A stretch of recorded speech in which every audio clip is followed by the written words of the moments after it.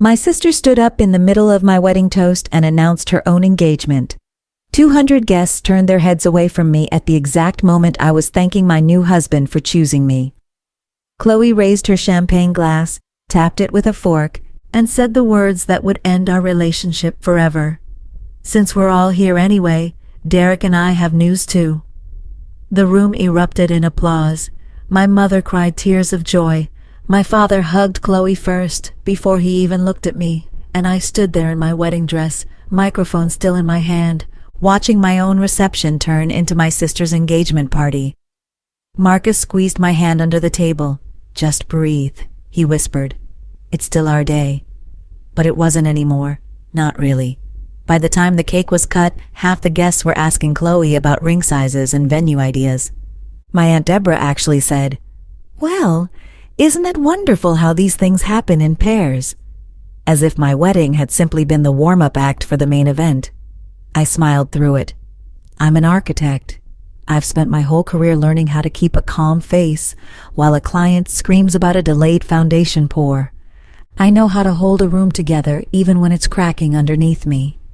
So I held mine together that night too, and I told myself it didn't matter, that it was just Chloe being Chloe, that in a week nobody would remember. I was wrong. It mattered more than I could have imagined, and it would take almost a year before I understood why my sister had chosen that exact moment in front of that exact crowd to make her announcement. Growing up, Chloe was always the one who needed protecting, 5 years younger than me, prettier in the way that made relatives coo over her at every holiday, and reckless in a way our parents called spirited instead of irresponsible. I paid for her car insurance for 2 years after she totaled her first car. I co-signed her apartment lease when she was 23 and unemployed. I never resented it, not really. She was my little sister, that's what you do. But there was always a current running underneath our relationship, quiet and cold, that I chose not to look at directly. Chloe hated being second. She hated it when I got into architecture school. She hated it when I made partner at Reyes and Ward 2 years ago. And when I got engaged to Marcus, a structural engineer I'd met on a bridge retrofit project, something in her face changed that I didn't want to name. 3 weeks after my wedding, I found out exactly what that something was. It started with a phone call from my grandmother's estate attorney, a soft-spoken man named Harold Bentley who had handled our family's affairs for 30 years. Grandma Ruth had passed away the previous spring, and her will contained an unusual clause that our whole family had joked about for years without ever taking seriously. "The lake house and Grandma Ruth's shares in the family firm," Harold explained over the phone, "go to whichever grandchild marries first, as she wrote it, provided the marriage is legally documented within 5 years of her passing." I remembered Grandma Ruth laughing about that clause at Thanksgiving years ago, saying she wanted to give someone in the family a reason to finally settle down. Nobody had taken it literally, until now. "Elena," Harold said, and something in his voice made my stomach drop. "There's a complication." "What kind of complication?" "Your sister's attorney filed paperwork last week. A marriage certificate for Chloe and a man named Derek Halloway, dated 4 months before your wedding." I sat down slowly on my kitchen stool, the phone pressed hard against my ear. "That's not possible. Chloe announced her engagement at my wedding. She wasn't even dating Derek 4 months before that. I would have known." "I understand this is a shock," Harold said carefully. "But according to the documentation her attorney submitted, Chloe and Derek were legally married in a small courthouse ceremony in Nevada 4 months before your wedding date, which would make her the first grandchild to marry, and therefore entitled to the estate." The room tilted around me. Marcus walked in from the garage, saw my face, and immediately crossed the kitchen to stand beside me. "There has to be a mistake," I said, my voice thinner than I wanted it to be. "Chloe would have told me. She would have told our parents. Nobody keeps a marriage secret for 4 months and then throws an engagement party for the same man." "I agree it's unusual," Harold said. "I haven't approved anything yet. I wanted to speak with you first." After I hung up, I sat in silence for a long time. Marcus crouched in front of me, his hands on my knees. "What is it?" he asked. I looked at him, and for the first time since the wedding, I let myself say the thing I'd been avoiding since Chloe raised that champagne glass. I think my sister is lying, and I think she's been planning this for a long time. The next few weeks were a blur of confusion that slowly hardened into something else. I called Chloe, and she was breezy and casual, like we were discussing weekend plans instead of a secret marriage. "Oh, that," she said, laughing. "Derek and I did a quickie courthouse thing months ago, just the two of us. It felt right at the time. We didn't tell anyone because we wanted the real wedding to feel special, you know? The engagement announcement was for everyone else." "You announced an engagement, Chloe, not a marriage, at my wedding." "Same thing, basically," she said, and I could hear the shrug in her voice. It wasn't the same thing, and we both knew it. A secret courthouse marriage that happened to predate mine by exactly 4 months, revealed only after our grandmother's estate lawyer started distributing money, was not a coincidence. It was a calculation. I asked our mother if she'd known. She hadn't, but she also wasn't angry about it, not really. "Chloe's always been private," she said. "You know how she is. Don't make this into a competition, Elena. It's not becoming of you." Not becoming of me. As if I was the one who had hijacked a wedding and forged a timeline. I spent that month feeling like the walls of my own family had quietly shifted while I wasn't looking, leaving me standing in a room that no longer matched the blueprint I thought I knew. Every conversation with my parents circled back to the same refrain: "Don't make waves, don't be difficult, be happy for your sister." I began to understand what Grandma Ruth's clause had actually done. It hadn't given anyone a reason to settle down. It had given Chloe a reason to lie. The betrayal became undeniable on a rainy Tuesday afternoon when I drove 3 hours to the small Nevada courthouse listed on the marriage certificate, telling no one where I was going, not even Marcus, because I needed to see it with my own eyes before I said another word to my family. The clerk at the records office was kind and unhurried. I gave her the certificate number Harold had shared with me, and she pulled the file without much interest, the way people do when they've seen 1,000 marriage certificates, and this one meant nothing special to her. "Here you go," she said, sliding a folder across the counter. I opened it and studied the document carefully. The date matched what Harold had told me, 4 months before my wedding. But something in the paper itself looked wrong. The notary seal was slightly smudged, as if it had been pressed twice, and the ink on the signature line looked a shade darker than the rest of the text, like it belonged to a different pen entirely. "Is there any way to check when this was actually filed with the state?" I asked. "Not the date on the document, the date it was submitted." The clerk tilted her head, curious now. "There's usually a processing stamp on the back. Let me check the system too." She typed for a minute, frowned at her screen, then turned it slightly toward me. The system's filing date was almost a year after the date printed on the certificate itself, nearly 8 months after my own wedding. My hands went cold. "That doesn't match," I said quietly. "No," the clerk agreed, studying the screen. "It really doesn't." I drove home in silence, replaying every detail of my wedding reception. The toast Chloe interrupted. The applause, my father hugging her first. She hadn't been announcing a secret marriage that night. She'd been staging a fresh engagement in front of 200 witnesses, and only later, once Grandma Ruth's estate lawyer began the distribution process, had she manufactured a backdated marriage certificate to steal the inheritance clause out from under me. That night I told Marcus everything, laying the mismatched documents out on our kitchen table like evidence at a trial, because that was exactly what they were about to become. "She forged a state document," Marcus said, his jaw tightening. "That's not a family squabble, Elena, that's fraud." "I know," I said, "but if I go to my parents with this right now, they'll say I'm attacking my sister over money. They already think I'm the difficult one." Marcus reached across the table and took my hand. "Then don't go to your parents first. Go to someone who can't be talked out of the truth." I called Harold Bentley the next morning and told him what I'd found. He was quiet for a long moment on the phone, the kind of silence that told me he was recalculating everything he thought he knew about our family. I'll need to verify this independently before I can act on it, he said. But if what you're describing is accurate, this isn't a family dispute anymore.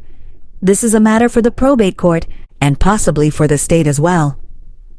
What happens to Chloe if the certificate is proven false? At minimum, she loses any claim to the estate, Harold said. Beyond that, submitting a fraudulent document in a probate proceeding can carry real legal consequences. That's not something I control. That's something a judge decides. I felt no satisfaction hearing that, only a strange, hollow calm, the kind that settles over you right before a storm finally breaks after weeks of watching the sky. I wasn't looking for Chloe to be punished. I wanted the truth to exist somewhere outside of my own head, documented and undeniable, so that no one could tell me again that I was imagining things, or being difficult, or making waves. Harold suggested I not confront Chloe directly yet. Let the process work, he said. If she knows you're onto her, she may try to cover her tracks further or worse, destroy evidence. So I waited. And waiting, I discovered, was its own kind of quiet torment. The isolation crept in slowly over the following weeks. My mother called less often. When she did call, the conversations felt rehearsed, careful, like she was reading from a script someone else had written for her.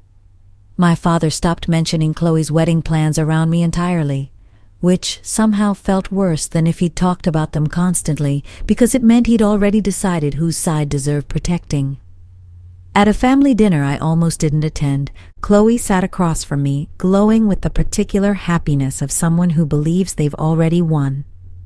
Derek, her actual fiancé, sat beside her looking pleasantly oblivious, laughing at my father's jokes, refilling my mother's wine glass, completely unaware that his name was attached to a forged legal document.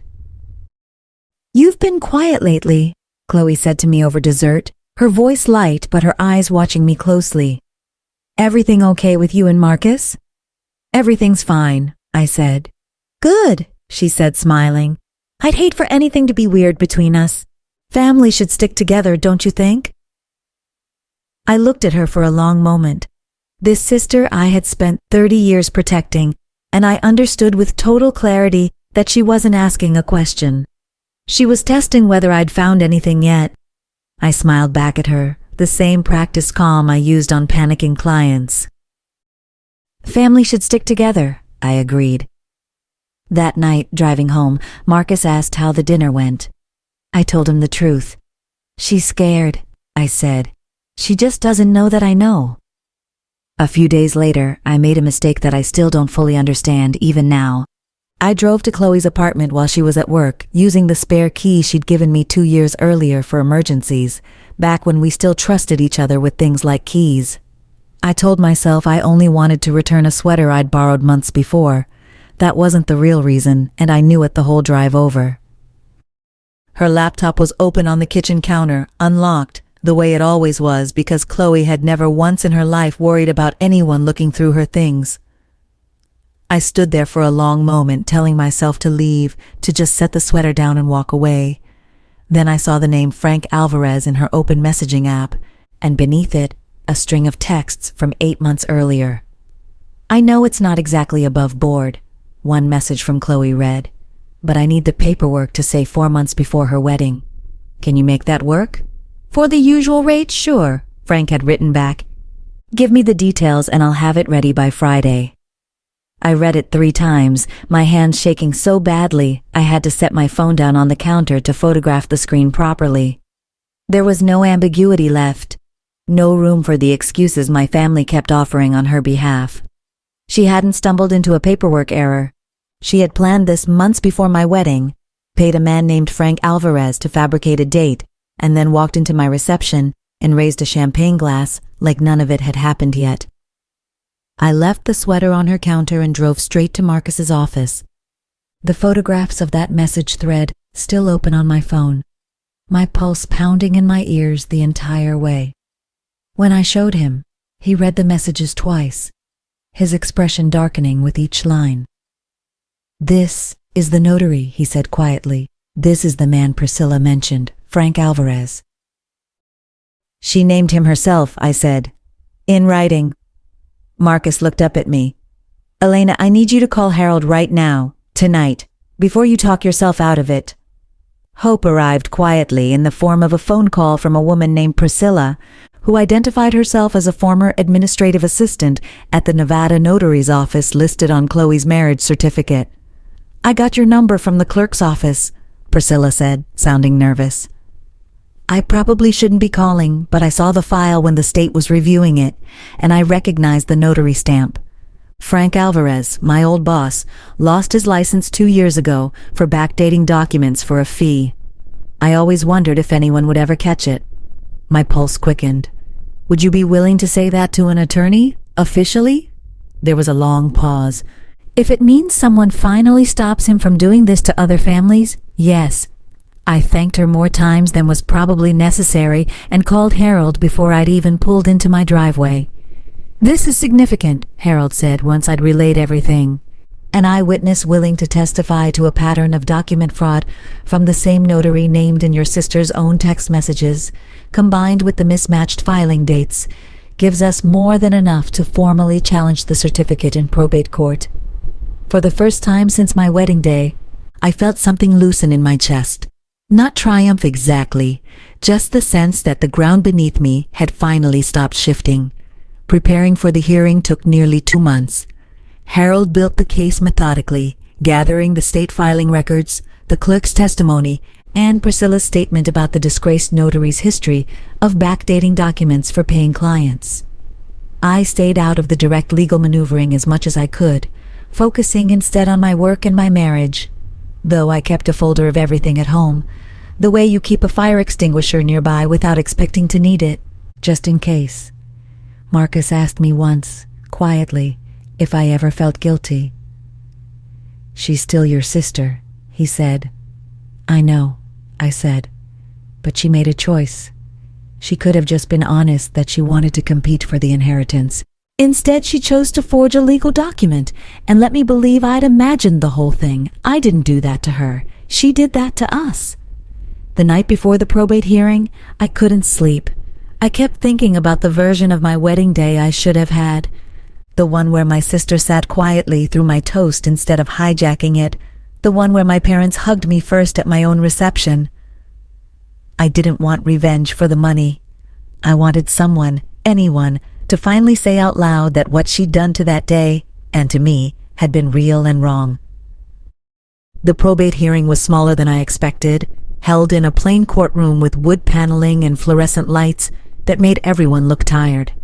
Chloe arrived with her own attorney, confident, dressed sharply, clearly expecting a formality. My parents sat behind her. I sat with Marcus, 3 rows back, my hands folded so tightly in my lap that my knuckles ached.